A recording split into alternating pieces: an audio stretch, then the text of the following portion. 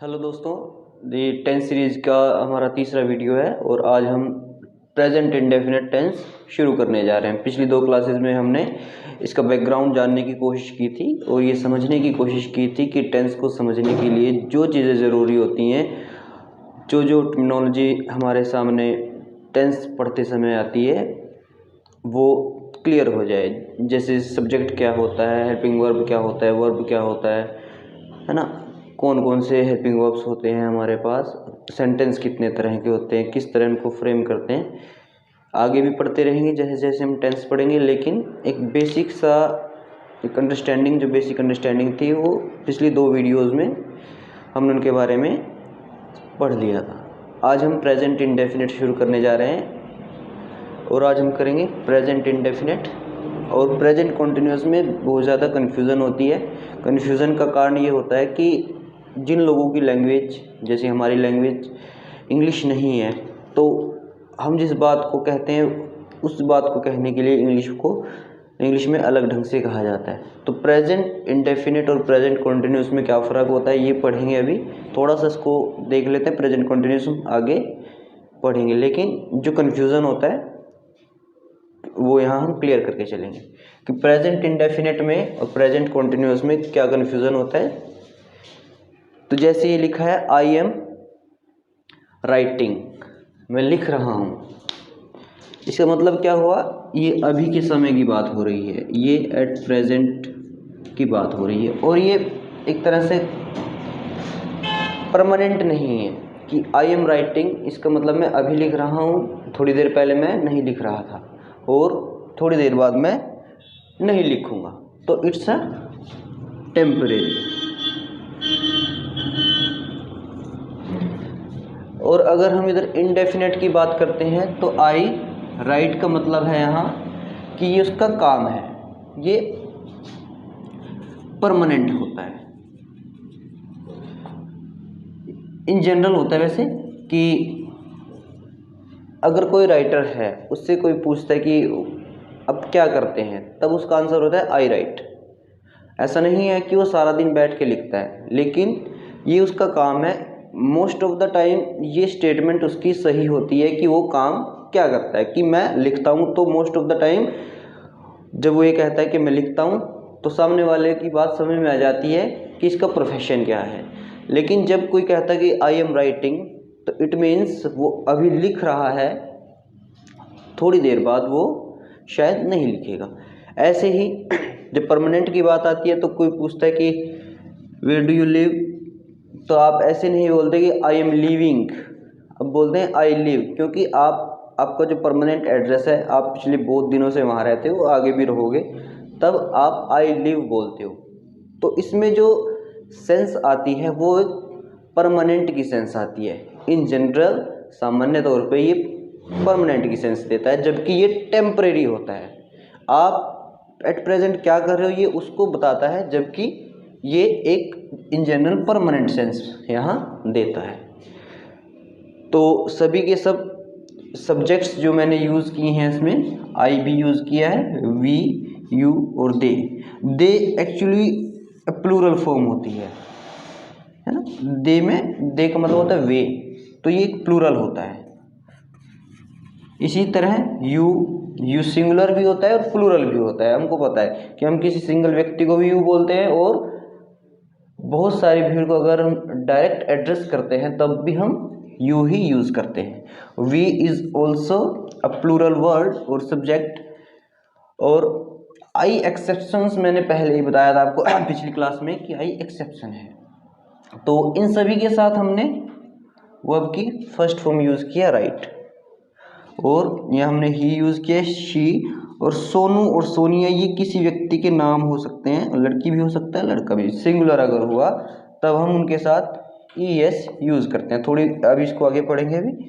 तो ये सभी के सभी हमारे सब्जेक्ट्स हैं, और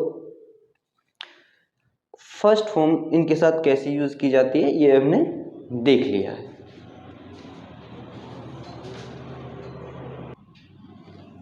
अब हम प्रेजेंट इंडेफिनिट टेंस देखते हैं कि कैसे यूज़ करते हैं, कहाँ यूज़ करते हैं और क्यों यूज़ करते हैं।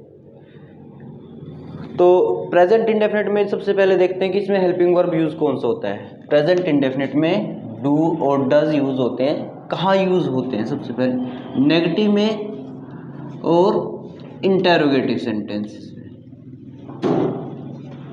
आई होप आपको पता होगा नेगेटिव सेंटेंस कौन से होते हैं और इंटेरोगेटिव सेंटेंस कौन से होते हैं।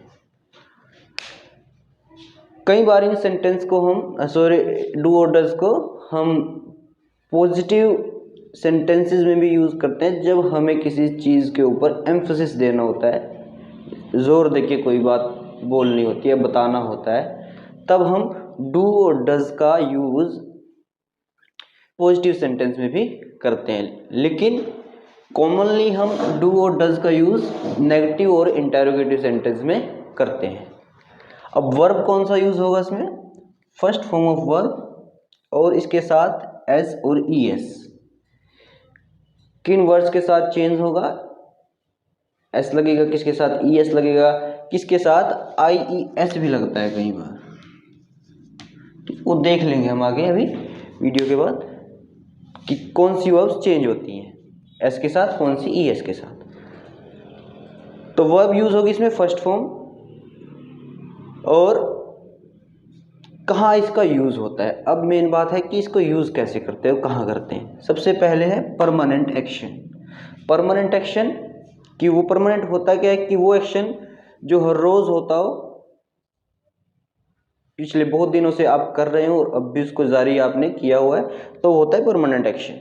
जैसे he lives in Delhi, he lives in Delhi, वह दिल्ली में रहता है, तो ये इसका परमानेंट रेजिडेंस कह लो इसको, या परमानेंट काम है उसका जिसे वो करता है। जैसे दे रन अ शॉप, वे एक दुकान चलाते हैं, तो ये परमानेंट एक्शन है उनका। तो जब इस तरह के एक्शन आप भी कोई परमानेंट काम करते होंगे, हर रोज करते होंगे, जिसको उसको बताने के लिए हम यूज करते हैं वर्ब की फर्स्ट फॉर्म। जैसे आई टीच, मैं पढ़ाता हूँ, तो ये परमानेंट एक्शन है।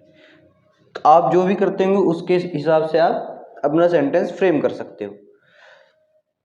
तो ये परमानेंट एक्शंस के बाद आता है रूटीन। अब परमानेंट एक्शन और रूटीन लगभग एक जैसे ही साउंड करते हैं। I get up at 5 AM, कि मैं हर रोज़ सुबह 5 बजे उठ जाता हूँ। जब आप अपने रूटीन के बारे में बताते हैं, कोई हो सकता है 4 बजे भी उठता हो, कोई 8 बजे भी उठता हो, ये सबका अपना पर्सनल मामला है। तो I get up at 5 AM, ये रूटीन की बात है। और she plays tennis every evening, कि वह हर रोज़ टेनिस खेलती है, ये भी उसका रूटीन है। तो जब हम रूटीन की बात करते हैं तब हम प्रेजेंट इंडेफिनिट टेंस का यूज़ करते हैं। और जब मैं कहता हूँ कि हम प्रेजेंट इंडेफिनिट टेंस का यूज़ करते हैं, तो इसका मतलब है हम वर्ब की फर्स्ट फॉर्म का यूज़ करते हैं। थर्ड है फैक्ट्स और यूनिवर्सल ट्रूथ। फैक्ट्स और यूनिवर्सल ट्रूथ होता क्या है? फैक्ट्स वो चीज़ें होती हैं जिनको हम अपने हिसाब से नहीं बता सकते, मतलब हम उनको अपने हिसाब से बदल नहीं सकते। जैसा है पूरी दुनिया में उसको वैसी ही मान्यता मिली हुई है, वो ऐसा ही समझा जाता है। और यूनिवर्सल ट्रुथ भी उसको बोलते हैं कि पूरी दुनिया में, यूनिवर्सल का मतलब होता है पूरे संसार में ये सच है। जैसे the sun gives us light, कि सूरज हमें रोशनी देता है। और the sun rises in the east, और सन पूर्व से उदय होता है। ये जो यूनिवर्सल ट्रुथ्स हैं ये सब जगह मान्य है। ऐसा नहीं है कि आप अपनी तरफ से इनमें कुछ भी बोल दोगे कि the sun rises in the west कर दोगे या साउथ कर दोगे, नहीं। जब वो ईस्ट से निकलता है तो ईस्ट से ही निकलता है। हालांकि साइंटिफिकली ये रॉन्ग स्टेटमेंट है, क्योंकि सूर्य कभी उदय नहीं होता है, धरती घूमती है और धरती घूम करके सूरज की तरफ, जिस हिस्सा उसका सूरज की तरफ आ जाता है वहाँ दिन हो जाता है, और जो पीछे चला जाता है वो रात हो जाती है। तो सूर्य तो वहीं का वहीं है, वो ना उदय होता है, वो ना अस्त होता है, ना राइज होता है, ना सेट होता है, ठीक है। और जैसे the earth revolves around the sun, ये भी एक यूनिवर्सल ट्रूथ है। और क्या हो सकता है? जैसे द मिल्क इज वाइट, है ना। ये जो भी यूनिवर्सल ट्रूथ्स हैं, ये फैक्ट्स हैं, इन सब को जब हम बताते हैं, इनको एक्सप्रेस करते हैं, तब हम वर्ब की फर्स्ट फॉर्म यूज़ करते हैं। अगर हमारा सब्जेक्ट सिंगुलर होगा तो ईएस लगेगा, अगर प्लूरल होगा तो ईएस नहीं लगेगा। जैसे the stars shine in the night कर सकते हैं, जैसे द स्टार्स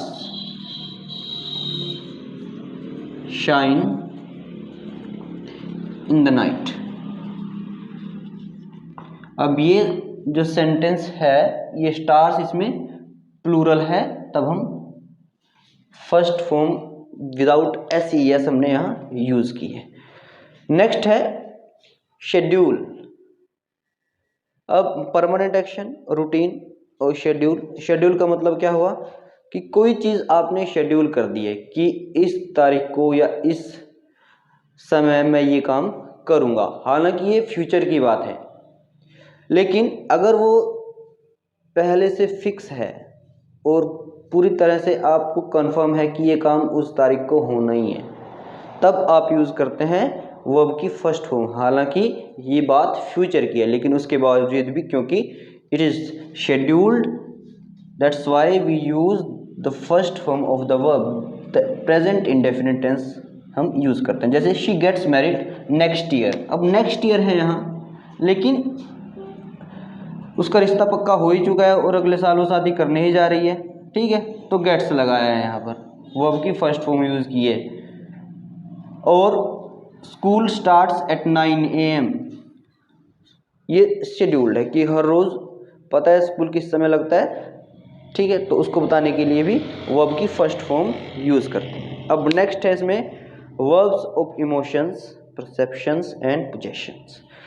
इस तरह के एक्शन जो देखने में एक्शन नहीं लगते, देखने में ये क्योंकि इमोशंस की बात है, इसमें परसेप्शन की बात है कि आप क्या ग्रहण करते हैं, ये आपको पता है, ये सभी बिल्कुल पर्सनल चीज़ें हैं। इनको जब बताते हैं तब हम वर्ब की फर्स्ट फॉर्म यूज़ करते हैं। जैसे इमोशंस में आ जाएगा राम लव्स हिज ब्रदर, ये इमोशन है ना, ये इमोशन है।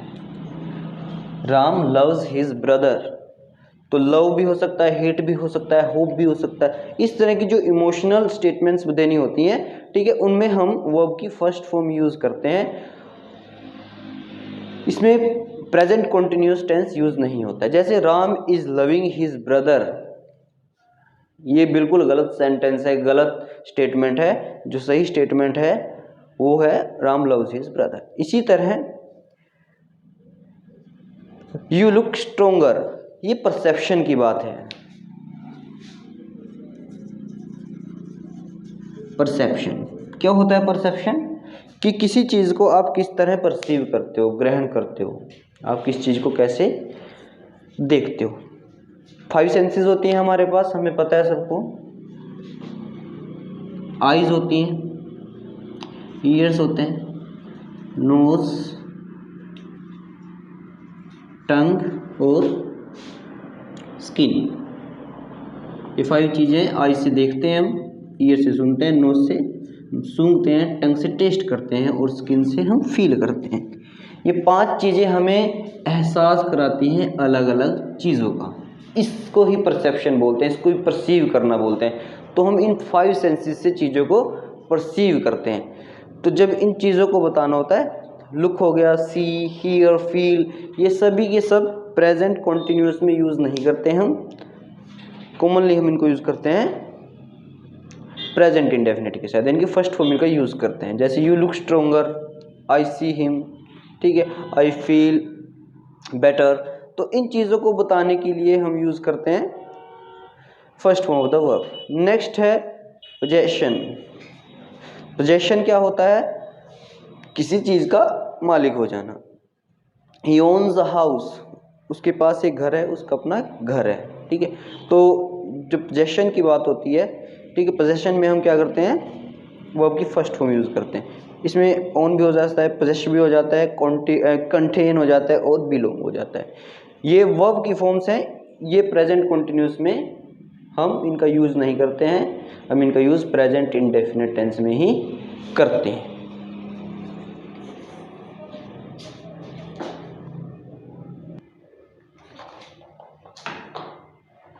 तो ये हमने देख लिया कि कैसे इनका यूज़ करते हैं। अब पहचान क्या होती है इन चीज़ों की, है ना, कि परमानेंट एक्शन कैसे बताया जाता है, रूटीन कैसे बताया जाता है हिंदी में, फैक्ट्स क्या होते हैं, शेड्यूल क्या होता है, वर्ब्स ऑफ इमोशंस कैसे। तो इनको बताने के लिए सिंपल सा फॉर्मूला जब हम पढ़ते थे तो हमारे टीचर बताते कि हिंदी में, जब हम हिंदी में कोई वाक्य बोलते हैं, कोई सेंटेंस बोलते हैं, अगर उसके आखिर में ताहे आ जाता है, तीहे आ जाता है, तेहें आ जाता है, या ताहू आ जाता है, या तीहू आ जाता है क्या ये। अब बोल के देखते हैं इस सेंटेंस को। ही लिव्स इन दिल्ली, वह दिल्ली में रहता है, तो उसमें आ गया ता है ना। वह दिल्ली में रहती है, ती है आ गया। वह शाम को खेलती है, ती है आ गया। वे हर रोज़ सैर को जाते हैं, ते है आ गया। ये रूटीन सभी बताते हैं। मैं पढ़ता हूँ, ताहूँ आ गया। वह या मैं खेलती हूँ, ती हूँ आ गया। तो देखेंगे इस तरह के सेंटेंसेस में आखिर में हिंदी में जब इनको बोलते हैं तो ता है, ती है, ये शब्द हम सुनते हैं, ये बोलते हैं। तो ये प्रेजेंट इंडेफिनिट की पहचान होती है हिंदी में। तो ऐसे जितने भी वाक्य हैं जिनको आप हिंदी में ऐसे बोलते हैं, तो जब आप इनको इंग्लिश में बोलोगे या इंग्लिश में लिखोगे तब आपको वर्ब की फर्स्ट फॉर्म के साथ इनको लिखना पड़ेगा। ये पहचान है हिंदी में इनकी, ठीक है। अब हम आगे बढ़ते हैं।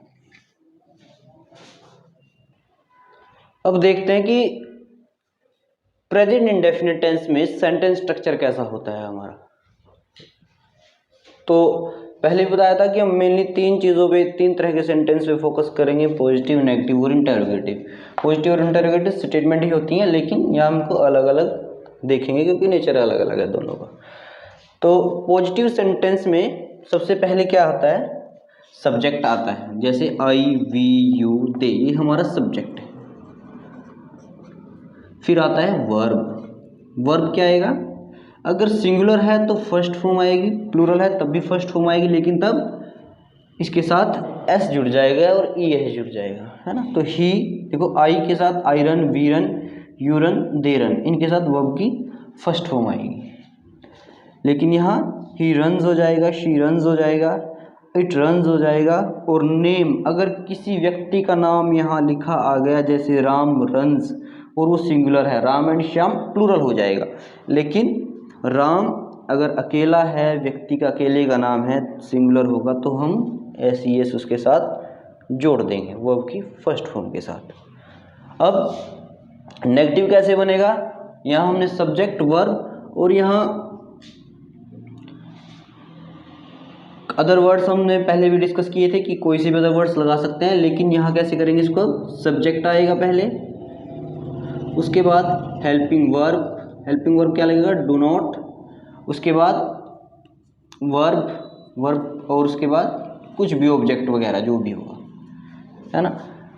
तो सब्जेक्ट क्या है हमारा, आई के साथ हमने यूज़ किया डू नॉट। सब्जेक्ट यहाँ हमारा we do not, you do not और दे डू नॉट। इसके बाद रन लगाया है हमने। वर्ब की फर्स्ट फॉर्म आएगी, वर्ब की फर्स्ट फॉर्म, मेन फॉर्म जो होगी, अगर डू डज लगा कहीं भी तो डू डज के साथ हमेशा वर्ब की फर्स्ट फॉर्म आएगी, इसके साथ एस ई एस नहीं लगेगा, ये आएगा। अगर डू डज होगा तो वर्ब की first form, S E S वहाँ यूज़ नहीं होगा। तो आई, वी, यू, दे, इनके साथ डू लगेगा, ही, शी, इट और नेम इनके साथ डज लगेगा। अब ध्यान रखेंगे कि हम क्या करते हैं, डू नॉट को हम डोंट बोलते हैं। डोंट कैसे लिखते हैं, नोट को नोट का ओ हम निकाल देते हैं और उसकी जगह एपेस्ट्रोफे यूज़ करते हैं। ये जो एन के ऊपर कोमा लगा होता है वो एपेस्ट्रोफे उसको बोलते हैं, उसको यूज़ करते हैं और ओ हटा देते तभी डोंट बन जाता है। अगर मैं एक बड़ी फेमिलियर एक सेंटेंस है उससे बात करूं, जैसे आप बोलते हो I know,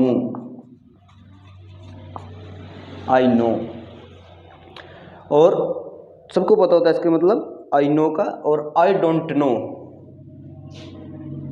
I don't know. तो हम मुझे नहीं पता है, इसका मतलब मुझे पता है। आई डोंट नो, तो हम यहाँ डोंट यूज़ कर रहे हैं, डू नॉट यूज़ नहीं कर रहे हैं। जब भी हम इंग्लिश में बात करते हैं तब हम कंट्रैक्ट कर लेते हैं चीज़ों को। ये कंट्रैक्शन फॉर्म है इसकी, डू नॉट की डोंट, और इसी तरह डज नॉट की होती है डजंट। ओ हट जाएगा और उसकी जगह लग जाएगा एपोस्ट्रोफी, तो ये डजंट, और स्क्वीज हो जाएंगे, आपस में मिल जाएंगे, ज्वाइन हो जाएंगे ये वर्ड्स। तो डजंट और डोंट हम इसको यूज़ करेंगे। इसका मतलब ये नहीं है कि डू नॉट गलत है और डज नॉट गलत है, नहीं, ये भी सही है। लेकिन इंग्लिश में क्या होता है, जब हम बात करते हैं तो कनेक्टेड स्पीच में हम बात करते हैं, तब हम जो जिनको हम बोलते हैं कमज़ोर सिलेबल्स जो होते हैं, जो कमज़ोर साउंड्स होते हैं, उनको हम जो मजबूत साउंड होते हैं, जो भारी साउंड होते हैं, उनके साथ मिला देते हैं उनको। जैसे एक सेंटेंस अगर मैं लिखता हूँ यहाँ, आई एम ए टीचर। अब ये देखो तीनों साउंड बड़े हल्के हैं, आई एम ए बड़े छोटे छोटे से साउंड हैं, इसको हम तीनों को एक बोल देते हैं, अम टीचर। इसी तरह इंग्लिश में क्या होता है, ज़्यादातर साउंड जो होते हैं वो मर्ज हो जाते हैं बड़े साउंड्स के साथ। इसी तरह डू नॉट और डज नॉट भी मर्ज होके डोंट और डजंट बन जाते हैं। अब आते हैं इंटरोगेटिव सेंटेंस पे। इंटरोगेटिव सेंटेंस कैसा बनता है, सबसे पहले इसमें आएगा हेल्पिंग वर्ब, उसके बाद सब्जेक्ट, उसके बाद मेन वर्ब, यानी कि वर्ब की फर्स्ट फॉर्म। अब अगर हम इसकी कंपैरिजन पॉजिटिव सेंटेंस से करें तो पॉजिटिव सेंटेंस में क्या था, सब्जेक्ट पहले था, उसके बाद वर्ब थी, है ना। तो यहाँ या इसको हेल्पिंग वर्ब हम लगाएं, हेल्पिंग वर्ब और वर्ब, ऐसे होता है पॉजिटिव सेंटेंस का स्ट्रक्चर। लेकिन इंटरोगेटिव में क्या होता है, रिप्लेस कर देता है सब्जेक्ट को हेल्पिंग वर्ब। हेल्पिंग वर्ब पहले आ जाता है, उसके बाद सब्जेक्ट आ जाता है, फिर हमारी वर्ब आती है। जैसे यहाँ है, देखो हेल्पिंग वर्ब पहले है डू, उसके बाद सब्जेक्ट आया है, फिर मेन वर्ब आई है रन। नीचे सिंगुलर में डज आ जाएगा पहले, फिर उसके बाद सब्जेक्ट आ जाएगा, उसके बाद वर्ब आ जाएगा। ये है हमारा इंटरोगेटिव सेंटेंस का स्ट्रक्चर। लेकिन कुछ जो शब्द होते हैं WH फैमिली जिसको बोलते हैं, जिनसे हम थोड़ा क्वेश्चंस और डिटेल चाहिए होती है हमें, क्योंकि डू और डज का क्वेश्चन जो होता है, मैंने पहले भी बताया था, पिछली वीडियो में हमने डिस्कस किया था कि डू और डज या हेल्पिंग वर्ब से जो भी क्वेश्चंस हमारे और मॉडल्स ऑक्सिलरी से जो भी क्वेश्चन शुरू होते हैं, उनके जो आंसर होते हैं वो यस और नो में होते हैं। लेकिन अगर थोड़ा डिटेल में क्वेश्चंस का आंसर हमें चाहिए, तब हम WH का यूज़ करते हैं। WH से कौन कौन से शब्द बनते हैं, कौन कौन से वर्ड्स बनते हैं, व्हाट बनता है, व्हेन बनता है, व्हाट, व्हेन, व्हाई, वेयर, इसी तरह how much, how many, how often, ये सभी के सभी जो वर्ड्स हैं ये क्वेश्चंस वर्ड्स हैं, ये एक्स्ट्रा डिटेल मांगते हैं, इनका आंसर यस और नो में नहीं हो सकता। जैसे वेयर डू यू रन आ जाएगा, है ना, वेयर डू यू रन।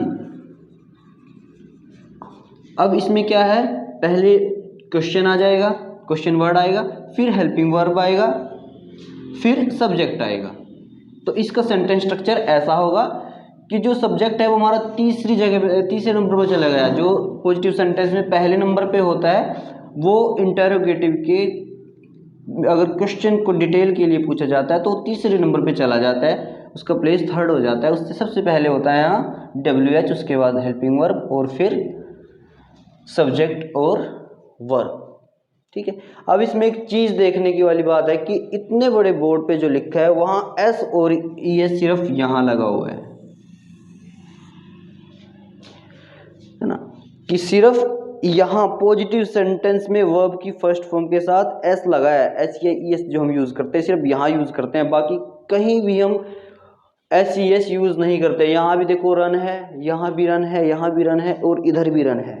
तो सिर्फ और सिर्फ हम यहाँ पर वर्ब की फर्स्ट फॉर्म के साथ एस लगाते हैं जब हमारा पॉजिटिव सेंटेंस हो और उसका जो सब्जेक्ट हो वो सिंगुलर हो, तब हम एस यूज़ करते हैं। अदरवाइज हम एस पूरे प्रेजेंट इंडेफिनिट टेंस में यूज़ नहीं करते हैं। इसके बावजूद भी ये जो थोड़ा सा हिस्सा है ये बड़ा प्रॉब्लम क्रिएट करता है, और इसकी प्रॉब्लम्स का सलूशन यही है कि आप प्रैक्टिस कीजिए इन चीज़ों की और अपने जो पर्सनल एक्सपीरियंसेस है उनके साथ डील कीजिए, उनके हिसाब से सेंटेंस बनाइए, लिखिए उनको, बोलिए उनको, ताकि प्रॉब्लम्स ये सोल्व हो जाए। इतनी बड़ी प्रॉब्लम नहीं है जितनी बड़ी ये दिखाई देती है। अब ध्यान देखिए, इतना बड़ा बोर्ड में सिर्फ ये इतना सा हिस्सा है जहां हम एस का यूज़ करेंगे, ठीक है।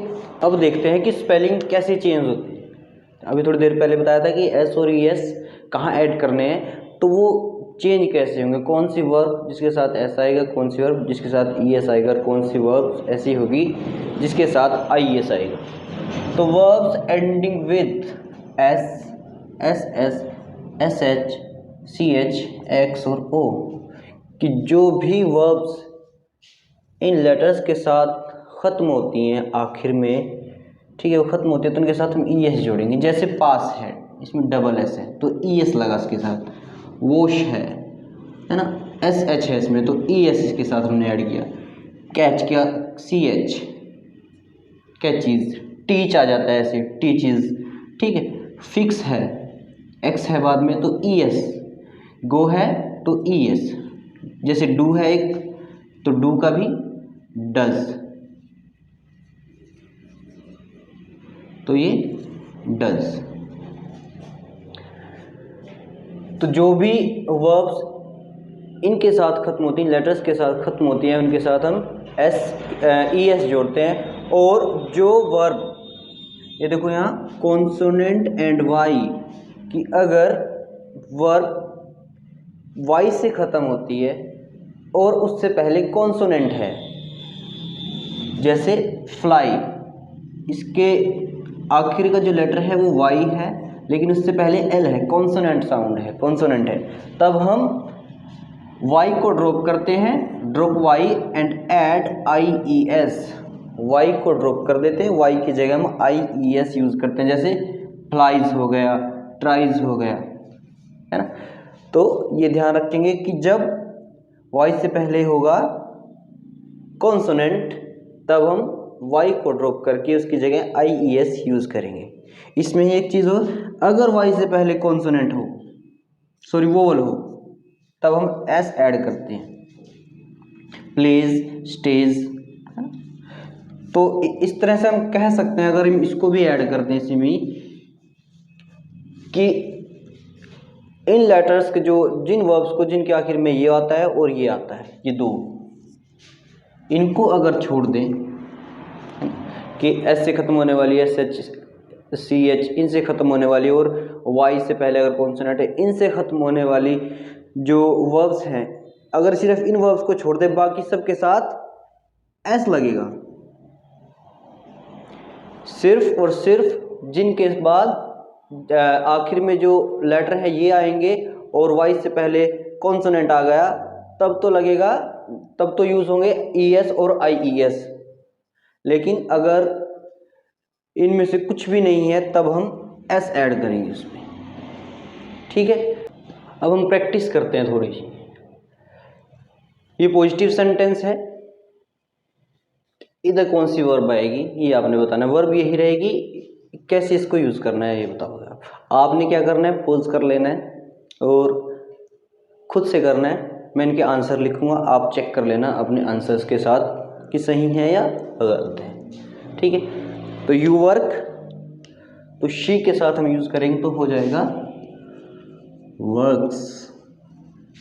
कि प्लेज, तो आई के साथ प्ले, खुद कर लेना है पहले, बाद में चेक कर लेना है। ते डांस, यू डांस। अब इनको बदलना है हमने, ये नेगेटिव सेंटेंसेस हैं, उनके आगे सेम वर्ब के साथ आपने नेगेटिव सेंटेंस बनाना है।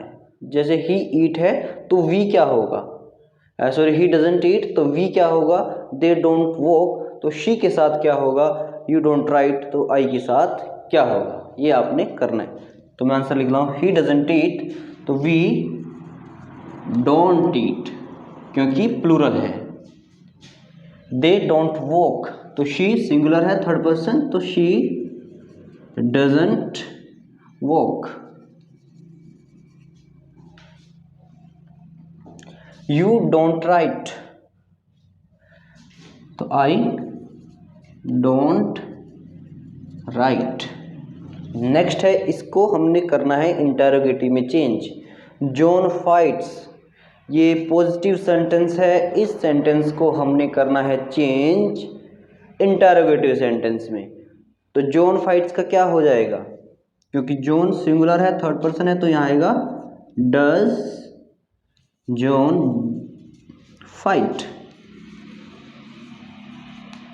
यहाँ जॉन के साथ एस लगा है, लेकिन क्योंकि हमने डज यूज़ किया है तो डज के साथ हमेशा वर्ब की फर्स्ट फॉर्म यूज होती है, बेस फॉर्म जो होती है और क्वेश्चन मार्क। वी गो कैसे चेंज करेंगे, वी के साथ यूज होगा do, do we go question mark. Next है शी रीड्स, शी के साथ does, does she read first form. And the next and the last one is they ask, तो हो जाएगा do they ask question mark. ये हमारा present indefinite tense, जो कि मुझे भी लगता है थोड़ा कॉम्प्लिकेटेड होता है, तो ये हमारा आज कंप्लीट हो गया है। हमने प्रैक्टिस भी करके देख ली है, इसकी हेल्पिंग वर्ब्स कैसे यूज होता है, सेंटेंस स्ट्रक्चर कैसे यूज होता है, हमने इसको आज ख़त्म कर लिया है। तो मैं चाहूँगा कि आप इसकी प्रैक्टिस करें और जितना इसको समझने की कोशिश आप करोगे पढ़ करके, लिख करके, खुद से, उतना आपके लिए बेटर रहेगा। ठीक है, आज का लेक्चर, आज की क्लास यहीं समाप्त होती है।